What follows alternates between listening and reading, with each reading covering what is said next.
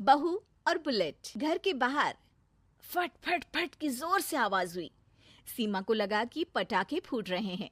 वो डर के मारे घर से बाहर निकली। देखा तो सामने योगेश यानी कि पतिदेव एक बुलेट बाइक पर बैठे हैं। अरे डर गई क्या? बाइक लेकर आया हूँ तुम्हें घुमाने के लिए।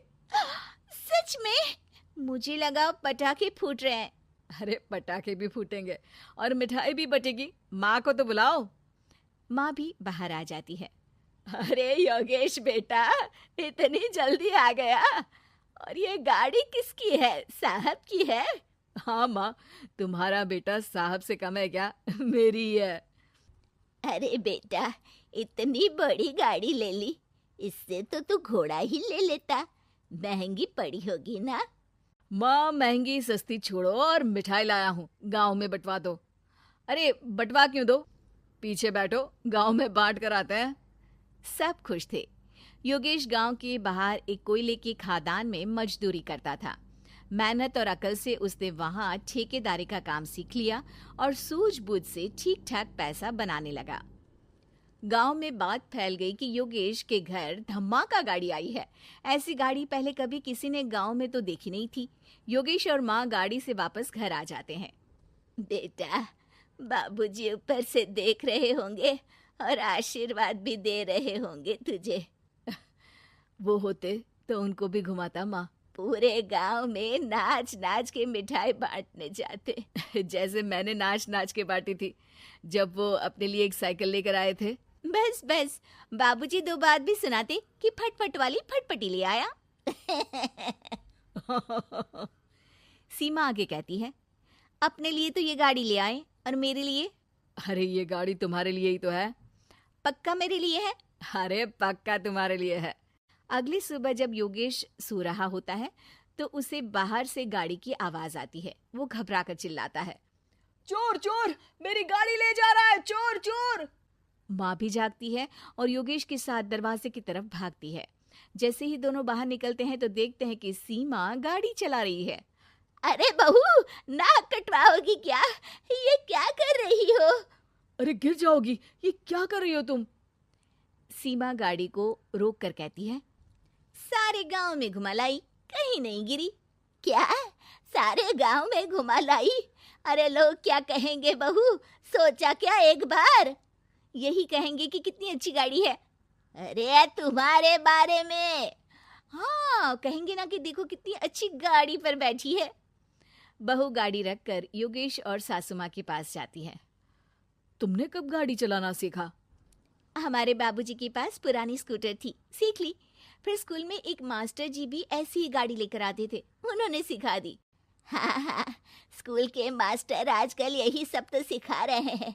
पढ़ाई का कुछ सिखाते तो कुछ भला होता। अरे बहू, अब गाड़ी मत चलाना। हमारे परिवार में कभी किसी औरत ने पीछे से आगे की सीट पे आने की हिम्मत नहीं की है। तुम भी मत करना, समझी? जी समझ गई माँ जी। सीमा सास की बात सुनकर चुपचाप रसोई में जाकर उदास होकर खाना पकाने लगती है। सास सुबह सुबह मंदिर से पूजा करके लौट रही होती है।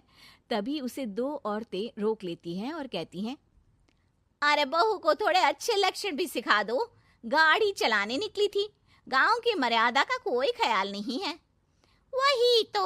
अरे पैसे आने लगे हैं तो क्या मतलब कि किसी रीति रिवाज को नहीं मानोगे? अरे समाज में रहना है तो समाज के ढंग से ही रहना पड़ता है। अरे लाज भी नहीं आई बहू को? चूल्हे चौके से निकलकर सीधे गाड़ी लेकर चौराहे चबूतरे नाप लिए, फट फट फट करते हुए। अरे कुछ कह देना उसे। अरे ये क्या कहेगी, बूढ़ी सास है, इनकी थोड़ी ना चलती होगी घर में। हाँ, बहू की ही चलती होगी, मर्जी भी और गाड़ी भी। सास सब सुनकर घर आती है और बहू को चिल्ला के बुलाती है, अरे नाक कटवा दी सबके सामने गाड़ी चलाकर। औरत जात गाड़ी नहीं चलाती। शहरों में तो 4 पहियों वाली गाड़ी भी चलाती हैं और हेलीकॉप्टर, हवाई जहाज भी। शहर में थोड़ी ना रहती हो मैडम साहिबा। आज के बाद गाड़ी से ही नहीं, यूं भी निकलना बंद तुम्हारा घर से। माँ सही कह रही है। कहीं भी जाना हो तो मुझे बता देना, मैं लेकर चलूंगा। आज माँ को तुम्हारे कारण कितनी बातें सुननी पड़ी। इतना कहते हुए योगेश वहां से चला जाता है। बारिश की वजह से कारखाने के रोड पर कीचड़ रहता है, इसीलिए योगेश गाड़ी घर रख कर जाता है और किसी से लिफ्ट लेकर कारखाने पहुंचता है ताकि नई गाड़ी गंदी ना हो। लेकिन शाम को इतनी तेज बारिश होती है कि उसे वापस आने का कोई साधन ही नहीं मिलता। बारिश बढ़ती जाती है। रात के 11 बज जाते हैं। रास्ते में एक नदी का ब्रिज है। अगर उस पर पानी आ गया तो योगेश कारखाने में ही फंस जाएगा। पूरी रात भूखे प्यासे बितानी पड़ेगी। घना अंधेरा, बिजली की कड़कड़ाहट और तेज बारिश। राजेश डर भी रहा था, ठंड से कांप भी रहा था। तभी उसे रोड से आती हुई एक रोशनी दिखती है। वो देखता है कि उसके सामने एक बाइक आकर खड़ी हुई है। वो ऊपर वाले को धन्यवाद देकर उस बाइक वाले आदमी की तरफ बढ़ता है, पर पास जाकर देखता है तो भौचक्का रह जाता है। सीमा, तुम यहाँ इतनी बारिश में गाड़ी पर? पहले बैठो तो, नदी ब्रिज पे आ जाएगी तो जाना मुश्किल हो जाएगा। योगेश गाड़ी के पीछे बैठता है। सीमा गाड़ी चला रही है। मैंने तो तुमको पहचाना ही नहीं। गाड़ी की आवाज तो पहचानी होगी ना। अरे पर मुझे नहीं पता था कि तुम आओगी। अच्छा किया कि तुम आ गई। माँ नहीं आने दे रही थी, पर हमेशा पति पत्नी की रक्षा थोड़ी ना करेगा, पत्नी को भी तो करनी चाहिए। योगेश को सुबह अपने किए पर पछतावा होता है। उसकी आंख में आंसू आ गए जो बारिश की बूंदों में बह गए थे। उसके बाद सीमा को सास ने और योगेश ने खुशी खुशी समाज की सीमा लांघने की मंजूरी दे दी। अब वो जहां भी जाती फट फट फट गाड़ी पे ही जाती।